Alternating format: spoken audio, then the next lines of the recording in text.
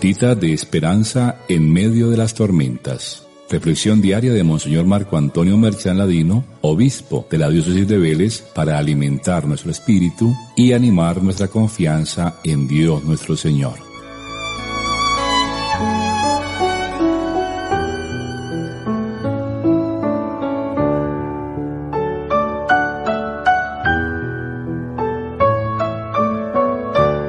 Reciban mi saludo especial en este viernes. El Evangelio de las Gotitas de Esperanza de hoy nos narra una de las tantas controversias de los fariseos con el Señor Jesús sobre el respeto por el descanso del sábado, día consagrado al Señor. Era el conflicto que existía entre sabiduría antigua, la de los fariseos, y la nueva, la de Jesús, entre la carne y el espíritu, entre lo que condenaba a muerte y lo que daba la vida. La ley, en efecto, prohibía realizar cualquier trabajo en este día, aun cuando el mismo fuera urgente, de manera que el precepto se había convertido en una larga lista de prohibiciones que hacían su obediencia realmente esclavizante.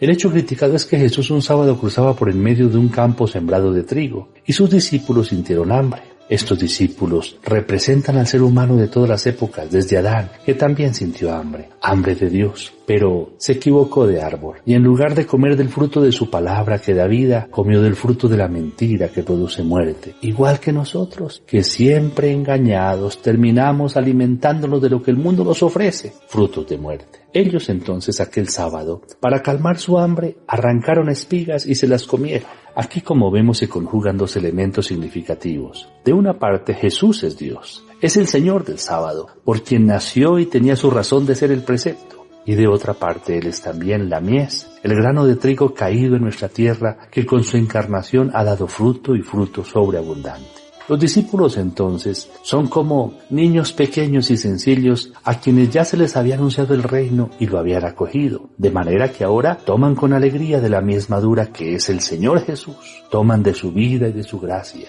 toman del pan vivo, de manera que no son transgresores de ninguna ley, solo han sido invitados al banquete, disfrutan de la compañía del novio, de la nueva vida que les ofrece. Ellos son los cansados y agobiados que aceptaron acercarse al Señor para que Él lo restaurara. Los fariseos, en cambio, conocían la ley, hacían leyes y hacían caer todo su peso en la gente sencilla, causando incluso sentimientos de culpa, porque de pronto había hecho la gentecita algo, movidos por una necesidad urgente, pero habían desobedecido a la norma. Los fariseos ante esto eran ciegos y sordos, solo veían por la ley y se negaban a reconocer el amor del Padre, de manera que vivían esclavos de sus mismas leyes, ansiosos por cumplirlas y sufriendo por quienes no las cumplían. De hecho, aquí sufren más porque no se cumplía la norma, mientras que no les importaba el hambre de los discípulos. Y lo que más rabia les daba era que el Señor Jesús, de manera misericordiosa, les permitía a ellos romper dicha norma, cumpliendo así las palabras de Dios que en Oseas, en el capítulo 6, dice: misericordia quiero, no sacrificios. Esto, como ya dije, les daba rabia, los oprimía, los fatigaba, les causaba desazón.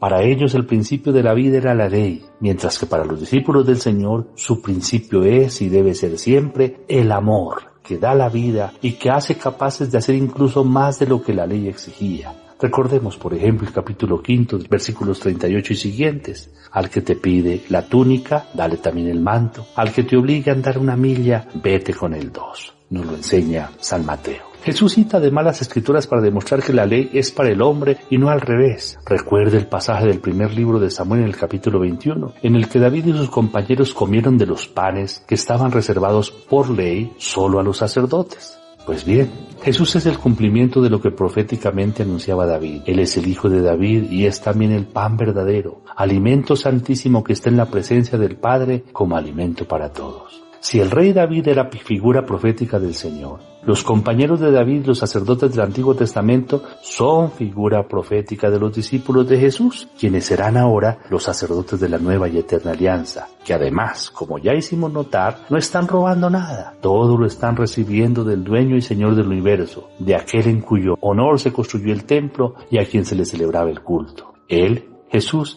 es el santo, por el que el templo queda santificado. Los fariseos, centrados en sus normas, no comprendían el sentido de las Escrituras. Ellos, fijados en su ciencia y en su sabiduría humana, no sabían todavía que eran hijos de Dios, y si se lo anunciaban, no lo creían. No habían comprendido el contenido del Salmo 136, que nos confirma una certeza, y es que todo lo que existe en el universo y en nuestra historia tiene un solo porqué: su misericordia, que es como el estribillo de una canción que se repite día a día, eternamente, por los siglos.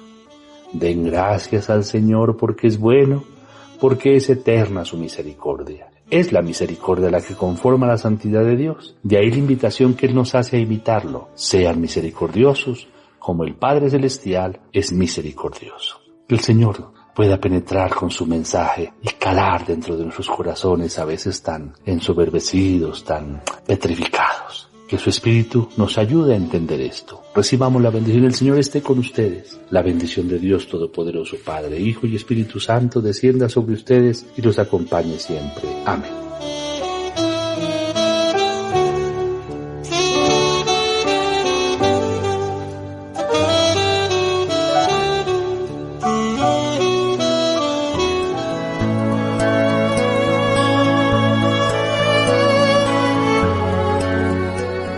Gotita de esperanza en medio de las tormentas. Reflexión diaria de Monseñor Marco Antonio Merchán Ladino, obispo de la diócesis de Vélez, para alimentar nuestro espíritu y animar nuestra confianza en Dios nuestro Señor.